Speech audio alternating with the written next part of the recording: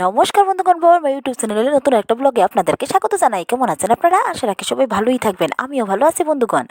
আজকে একটা প্রশ্ন নিয়ে আইছি বন্ধুগণ, যে কন্যা দান সেটা সমাজের জন্য আশীর্বাদ না অভিশাপ, সেটা আলোচনা করতে আজকের এই ভিডিওটা।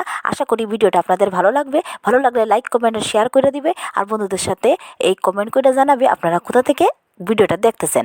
বন্ধুগণ, টুক করে লাইক করতে হবে আর ঝটঝট করে কমেন্ট করে জানাতে হবে। বন্ধুগণ, আমি বিয়েতে, তো আপনারা জানেনই বিয়ের ব্লগটা এখনও চলতেছে। এই বিয়েতে এই বিয়েটা মোটামুটি এখন শেষ হয়ে গেছে। এই 7 পাকটা শুধু শেষ হয়েছে। এই 7 পাকের যে নিয়মাবলী ছিল সেটা শেষ হয়েছে। শেষ হইতে না হইতে এই শুরু হয়ে গেল ফটো সেশন। আরে বাবা, এত মানুষের ঢলাইয়া পড়ছে এই খালি ফটো তুলতে। এইদিকে আমার মামাদেরকে যে কলাদান করবে, এই কলাদানটাও করতে দিতেছিল না। আমি ঠেলাইয়া দেখাইয়া ডুইখ্যা মামাদেরকে বললাম, চলুন মামারা চলুন, না হলে কিন্তু কলাদান করতেই পারবেন না। তো নিয়ে ওদেরকে নিয়ে আমরা কলাদানটা করে দিলাম। আর ওইদিকে দেখতে কি কিউট লাগতেছিল দুজনকে, আর এত সুন্দর লাগতেছিল বন্ধুগণ, কি কমু। আর এত ভালো লাগে। এইখানে হঠাৎ করে দেখি যে আমার জুতা নাই, ওরা তো জুতা চুরি করে নিছে। এখন কি করা যায়, এই যে জামাইয়ের ভাই শুরু করে দিল জুতা তাল্লাশি অভিযান। এই জুতা তাল্লাশি অভিযান করতে করতে এইদিকে এটা নাচতেছে, যে জুতা হাইরা গেছে এইটা দেখে নাচতেছে। আর ওইদিকে জুতাটা পাওয়া গেছে, ভাই খুঁজাইয়া বাইর করছে জুতাটা বাইর করে জামাইকে আস্তে আস্তে আমরা এই কুঞ্জর থেকে বাইর করে দিলাম। ওইদিকে বউকে তো বাইর করতে হবো, বউকেও বাইর করা গেল। ওইখানে জুতা নাই দেখা তো এমন হুলস্থুল শুরু হইয়া গেল, যে জুতা কই গেল, এতজনের মাঝে কেমনে যে জুতাটা লইয়া গেল বুঝতেই পারিনি। ওইদিকে আমরা আবার ফটো সেশন চলতেছে, ফটো সেশন কিছু কইরা নিলাম আমরা সময় পাইয়া। ওইদিকে বসানো হয়ে গেছে এই যে দানের পর্বটা বলে চলেছিলাম বন্ধুগণ, এই দানের জন্য কন্যা আর বরকে বসানো হয়ে গেছে। আমাদের সমাজের বিয়ের নিয়মগুলো আমার কিন্তু খুবই ভালো লাগে, সব নিয়মই আমার খুব ভালো লাগে। কিন্তু এই যে দানের নিয়মটা কেন জানি আমার একদমই মনের মধ্যে জায়গা পায় না। সেই দানের নিয়মটা কেন এই মেয়েদেরকে এবার দান করা হবে কেন, আমি এটা বুঝতে পারি না। এটা কে বানাইছে নিয়মটা জানি না। এই নিয়মটা বানানো হয়েছে দেখি আমরা সবাই মিলে এটা পালন করি, কিন্তু আমি এটা মন থেকে মানতে পারি না। আরে মেয়েদেরকে দান করা হইব, আমি কিচ্ছু বুঝতে পারি না। মেয়েরা কি একটা বস্তু? এই বস্তুকে কি দান করা হইব? আরে দান তো মানুষ একটা জিনিসের করে, একটা বস্তুর করে। মেয়েদেরকে কি বস্তু ভাবা হয়, ওইখানে দান কইরা দেওয়া হয়? আমি এটা বুঝতে পারি না। এটা আমরা সমাজে আছে দেখে সবাই মানতেছে, কিন্তু এইটা চিন্তা করলে দেখা যায় যে একটা মেয়ে মার বাবাকে ছাইরা যখন অন্যের ঘরটা বাঁধতে যায়, এটার তো একটা কত বড় ব্যাপার। কিন্তু ওটাকে যখন দান কইরা দেওয়া হয়, আর যখন ওই অন্য যখন ছেলে বা ছেলের বাড়ির লোকেরা যখন নেবে, তখন একটা দান হিসাবেই তো নেবে, নিজের মেয়ে ভাইবাকে নেবে। আরে যখন সমাজের নিয়ম নীতি মাইন্যা যখন দান হিসাবে দেওয়া হইব, কোনো দান জিনিসকে আবার নিজের কইরা নেওয়া যায় নাকি? আরে দানে পাইলে তো মানুষে, আর এটা তো ফেলনা হইয়া গেল। আমি এটা চাই যে সমাজে যদি এই জিনিসটা বদলানো যায় তো খুবই খুশি হইব, মেয়েদের জন্য বিশেষ করে খুব ভালো হইব।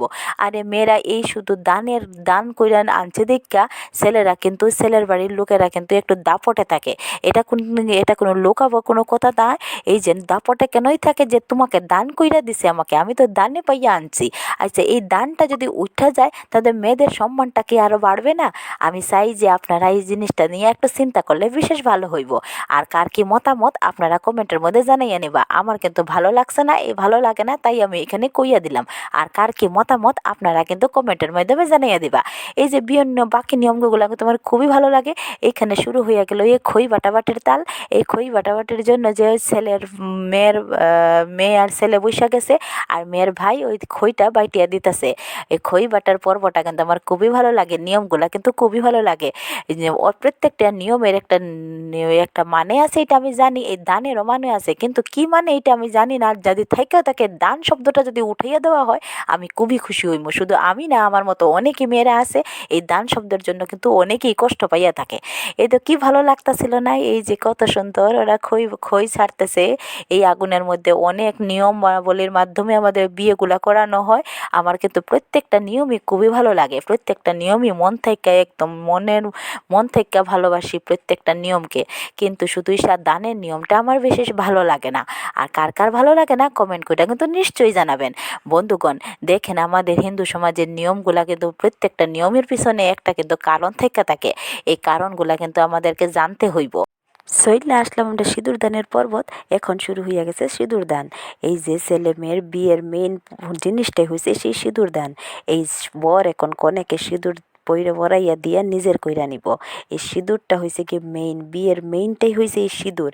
এখন এই সিঁদুর দানটা করবে। আমার ভাইকেও খুব সুন্দর লাগতাছে আর ভাইয়ের বউকেও খুব সুন্দর লাগতাছে। এই দেখেন কি সুন্দর করে সিঁদুর পরাইয়া দিতেছে। আর সিঁদুর পরলে মেয়েদেরকে দেখতে কি না সুন্দর লাগে বন্ধুগণ, এটা তো সবারই জানা আছে। এত ভালো লাগতাছিল বউটাকে দেখতে, আর খুব সুন্দর করে সিঁদুর দান কইরা নিজের কইরা নিছে।